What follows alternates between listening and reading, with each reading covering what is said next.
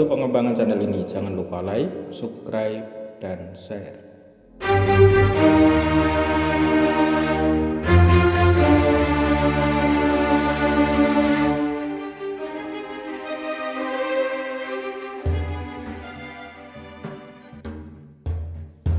Assalamualaikum warahmatullahi wabarakatuh.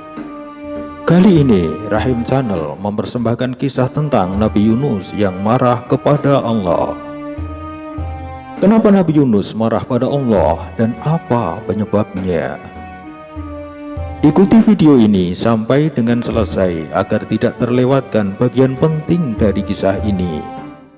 Namun sebelum dilanjutkan, jangan lupa untuk like, subscribe, dan share untuk membantu pengembangan channel ini. Untuk memulai kisah tentang latar belakang kenapa Nabi Yunus alaihissalam marah kepada Allah dan kemudian ditelan oleh ikan paus, kita akan coba mengikuti alur cerita yang disampaikan oleh At-Tabari dalam kitab Tarikhur Rusul wal Muluk. Sebelum memasuki alur ceritanya, silahkan simak poin-poin berikut ini untuk lebih mempermudah memahami alur kisahnya. Menurut At-Tabari, Nabi Yunus diutus pada masa Persia kuno, yaitu pada masa dinasti Parthia, yang menurutnya berkuasa selama 266 tahun. Namun demikian, dalam kajian sejarah modern, dinasti ini disebutkan berkuasa lebih lama, yaitu sekitar tahun 247 sebelum Masehi sampai tahun 224 Masehi. Al-Quran menyebutkan bahwa kepergian Yunus saat itu dalam kondisi marah kepada Allah. Menurut At-Tabari, ada dua pendapat yang mengenai kapan Yunus marah kepada Allah, yaitu yang pertama sebelum Nabi Yunus berdakwah kepada umatnya, dan yang kedua setelah Nabi Yunus berdakwah kepada umatnya. Sekarang mari kita simak apa yang ditulis oleh At-Tabari.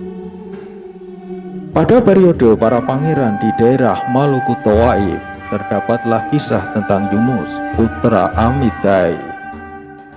Dia dikatakan berasal dari sebuah kota di wilayah Mosul yang disebut Niniwe, yang merupakan bagian wilayah Irak. Penduduk di wilayah ini adalah para penyembah berhala.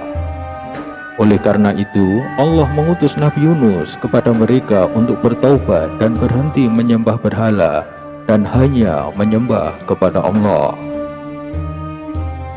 Apa yang terjadi kepada Nabi Yunus dan kepada siapa dia diutus diceritakan dalam Al-Quran surat Yunus ayat 98 dan surat Al-Anbiya ayat 87, yang artinya,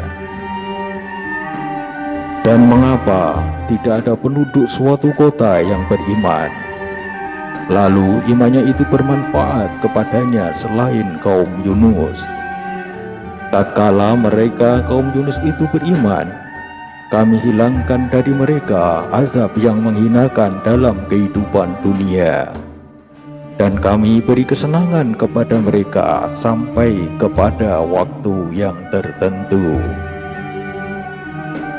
Dan ingatlah kisah Zunnun atau Yunus, ketika dia pergi dalam keadaan marah, lalu dia menyangka bahwa kami tidak akan mempersempitnya atau menyulitkannya, maka dia menyeru dalam keadaan yang sangat gelap bahwa tidak ada Tuhan selain Engkau, Maha Suci Engkau, sesungguhnya aku adalah termasuk orang-orang yang zalim.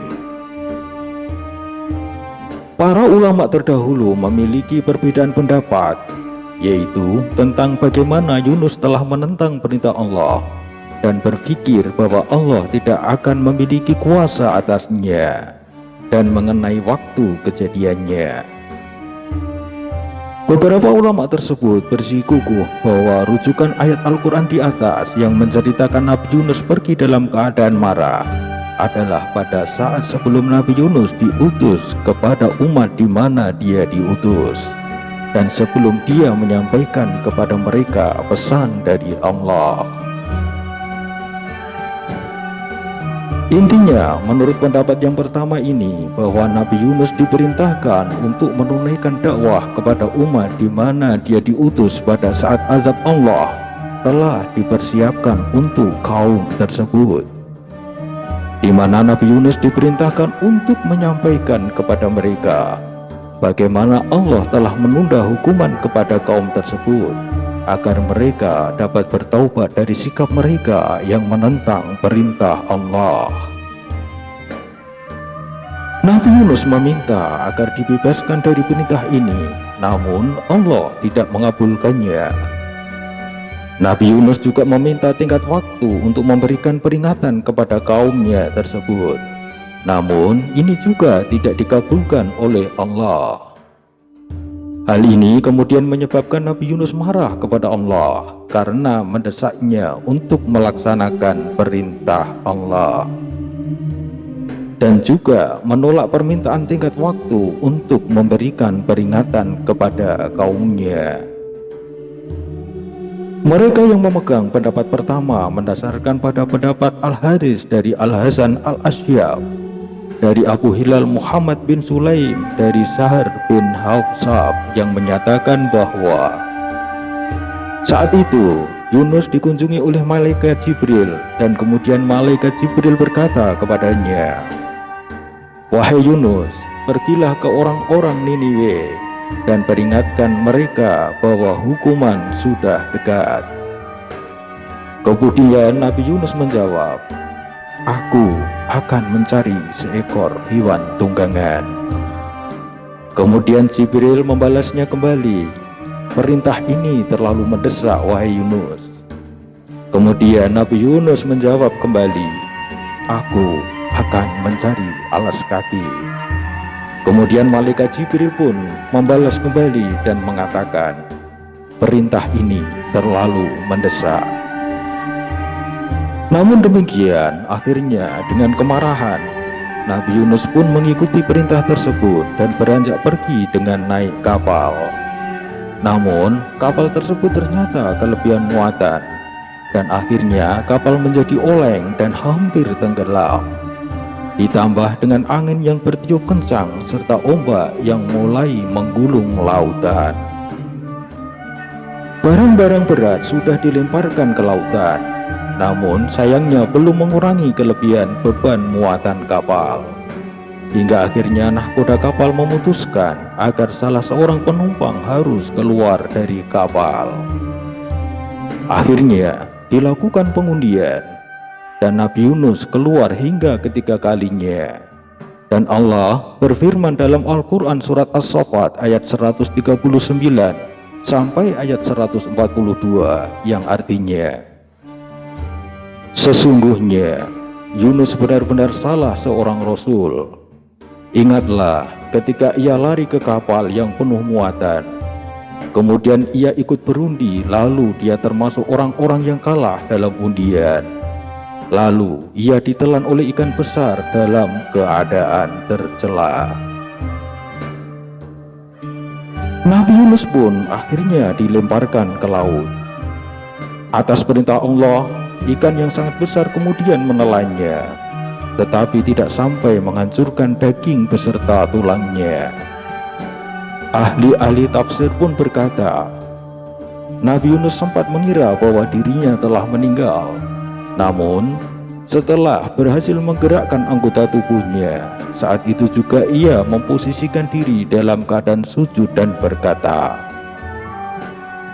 "Ya Tuhanku, aku telah menjadikan tempat bersujud di suatu tempat yang tidak ada seorang pun sujud di antara hamba-hambamu bersujud di tempat seperti ini." Selama berada di dalam perut ikan yang besar tersebut, Nabi Yunus mendengar suara tasbih ikan-ikan besar dan ikan-ikan lainnya di lautan. Bahkan ia mendengar suara tasbih telur ikan yang tidak terhitung jumlahnya. Semuanya bertasbih pada Allah dengan bahasa lisan dan isyarat untuk memuji keagungan dan kekuatan Allah Subhanahu wa Ta'ala. Salim bin Abi Al-Jaid dalam tafsir Ibnu Katsir menyebutkan bahwa ikan besar tersebut ditelan lagi oleh ikan lainnya yang ukurannya lebih besar, sehingga keadaan gelapnya menjadi 2 kali lipat ditambah dengan kegelapan lautan. Disebutkan dalam firman Allah melalui Al-Quran surat As-Saffat ayat 143 sampai 144 yang artinya, maka kalau sekiranya dia, Yunus, tidak termasuk orang-orang yang banyak mengingat Allah, niscaya dia akan tetap tinggal di dalam perut ikan itu sampai hari berbangkit. Paus itu menelan Nabi Yunus dan melanjutkan perjalanannya dari tempat tersebut hingga ke Ubullah. Dari sana ia melanjutkan perjalanan ke Tigris sampai memuntahkan Nabi Yunus di Niniwe. Demikianlah riwayat yang mendukung pendapat pertama, bahwa Nabi Yunus marah sebelum dia menyampaikan dakwah kepada umatnya. Pendapat kedua yang menyatakan bahwa Nabi Yunus marah setelah dia berdakwah kepada umatnya akan diulas dalam video berikutnya. Wassalamualaikum warahmatullahi wabarakatuh.